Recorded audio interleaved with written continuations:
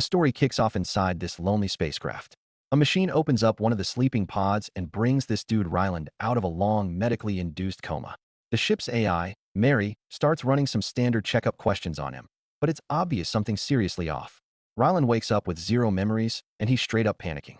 He bolts off the table, dodges this creepy robot arm, and starts running through the corridors like a madman, yelling for anyone else on board.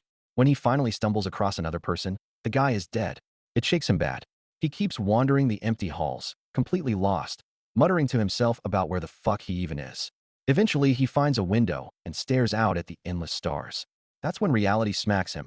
He's way out in deep space. At least he recognizes all the tech around him, which makes him think he must be some kind of scientist.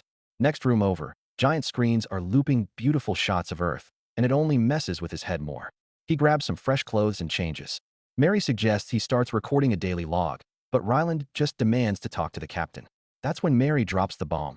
He's the last one alive. The whole crew is gone. He begs Mary to turn the ship around and head back home, but she doesn't even register the order. Seeing the sun on a monitor, he assumes they're still in our solar system and wants to send a message to Earth. Mary tells him any signal would take nearly 12 years to arrive. Ryland's brain is reeling. He checks the navigation map, realizes it's a completely different star, runs the fuel calculations, and the number hits him like a brick. He's over 113 years away from home. A brutal headache suddenly kicks in and bits of his past start flooding back. He remembers being a molecular biologist obsessed with news about the ArcLight probe and this thing called the Petrova line. The data showed our sun slowly losing power because of some infrared line heading toward Venus. Back when he was teaching middle school, his kids bombarded him with questions about it, and he tried to explain that Earth was going to get colder over the next few decades. On the ship, Ryland shaves his scruffy beard, raids the supplies, finds vodka, and gets properly drunk while snacking. He goes through the dead crew's personal items, and memories of hanging out with them come rushing in. The loneliness hits hard, so he stitches together a makeshift doll from their clothes and dances with it just to feel less alone. He scribbles notes on a whiteboard, desperate to remember who he is. Another flashback hits. After school one day, this woman Eva, who ran the Petrova project, tracked him down. She'd read his paper arguing life doesn't need water and wanted his brain on the problem.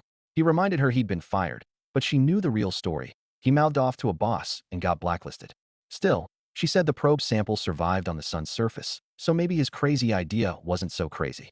He signed on once they proved the sun was actually dying. In the lab, surrounded by big-shot international leaders, he ran experiment after experiment on those pitch-black samples. They moved around, but it wasn't clear if they were alive. After tons of trial and error, he finally made them visible and discovered microscopic alien cells. Tests killed one, but he broke down what it was made of. The results showed the cells were mostly water, which made him rage and start smashing stuff because it wrecked his theory. But he noticed they pumped out massive infrared radiation when they moved, exactly matching the Petrova line's frequency. They were basically feeding on sunlight and using it for energy. Eva tried to send him home, but Ryland refused to quit. She let him keep a few cells to keep experimenting.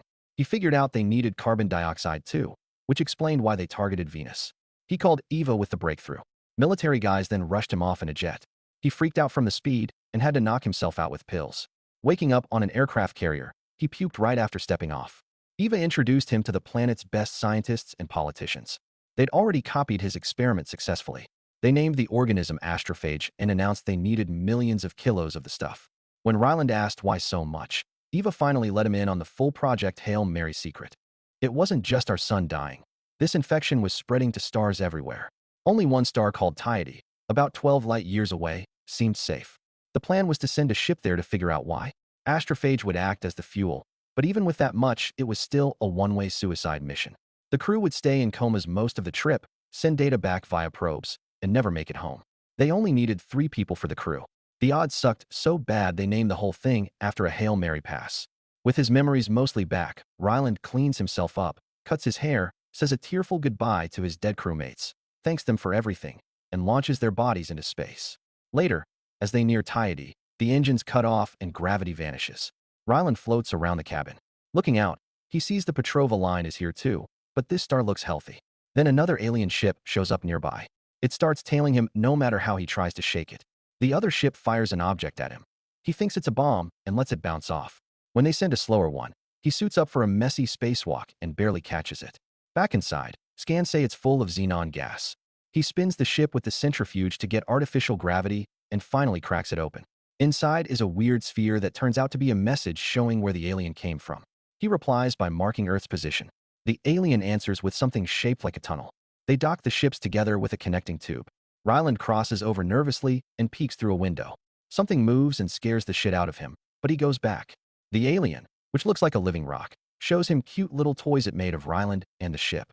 They do some clumsy communication, spin both ships for gravity, and eventually figure out the tunnel has oxygen. Ryland takes off his helmet and can actually breathe. They realize they're both fighting the same sun-killing problem. Ryland figures out the alien is blind and uses sound to see, so he nicknames it Rocky. They build a basic translator by recording words and sounds. Rocky hates Astrophage as much as Ryland does. They team up, share stories about their lost crews, and even do a fist bump. Rocky offers some of its own fuel so both of them can survive the trip home. They head to a nearby planet they name Adrian, collect astrophage samples with a glowing light trap, and discover predator bacteria there that's keeping the astrophage in check. If they can bring those predators home, they can save both worlds. The collection gets dangerous. The ship overheats, metal flies off and knocks Ryland out during a spacewalk. He wakes up, fights through tangled lines and rising heat, barely climbs back inside as the hull starts falling apart. The ship spins wildly and starts losing fuel. They eject damaged tanks, but the jolt knocks them both unconscious.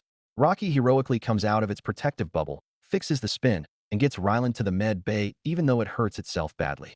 Ryland wakes up, finds Rocky recovering, and they keep working. He grows the predator bacteria, calling it Tamoeba, and tweaks it to survive on Venus-like worlds. When Rocky finally wakes, they celebrate with fireworks videos, silly hats, and small gifts before Rocky gives him a tour of its crazy advanced ship. A dark memory returns. Ryland had tried to refuse the mission and run away, but they knocked him out and forced him aboard anyway. They fix the ship and share a heartfelt, goofy goodbye in the tunnel.